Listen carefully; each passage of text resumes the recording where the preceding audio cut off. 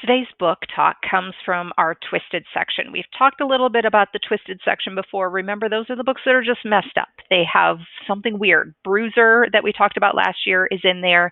These are the books that don't really fit somewhere else. They could maybe be a little paranormal. They could be a little thriller or fantasy. They're just weird. So today's book is called A Monster Calls by Patrick Ness.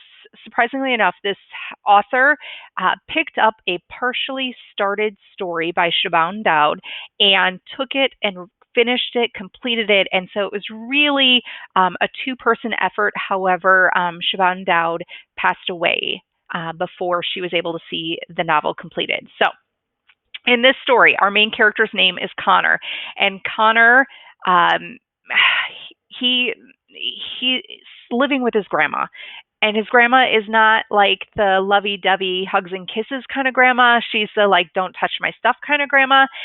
Connor is unfortunately living with his grandma because his mother is really, really sick. She has cancer, and the fact that he's living with his grandmother at this point kind of tells us that the mom probably isn't going to make it.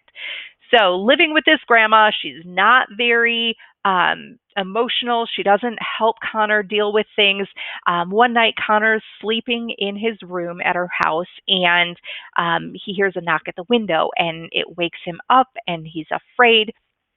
It's a tree from the yard. It's called a yew tree, has come to life and come to the window. And it's a little bit scary. And the tree says, "You called me?" And Connor's like, "No, I didn't call you here."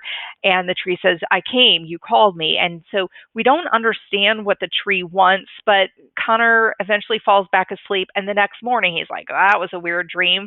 But he looks on the floor in his room and there are leaves everywhere. So that makes us think that like something really did happen.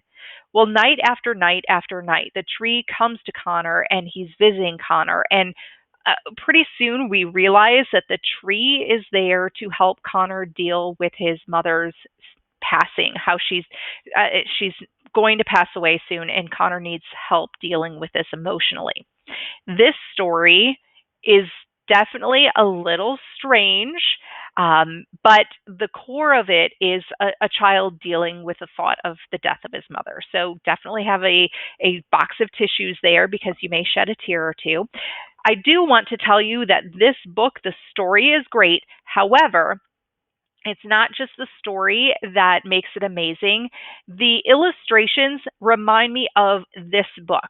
Without even showing you the book, can you name this book? I know you checked it out in elementary school. You probably flipped through the book to look at the pictures a whole bunch.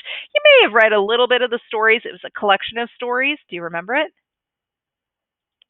Yeah, it was called Scary Stories to Tell in the Dark. And the pictures made the book amazing, correct? Can you imagine scary stories to tell in the dark without the illustrations? You just can't. The same is true with A Monster Calls. The illustrations in this book remind me a lot of the scary stories to tell in the dark. They're very inky and black and dreary, and they give you that creepy feeling. And this book is full full. Almost every page has some sort of illustration on it. It's amazing. It's beautiful. So this is A Monster Calls. It's in my Twisted section by Patrick Ness. Put it on hold and I'll deliver it for you.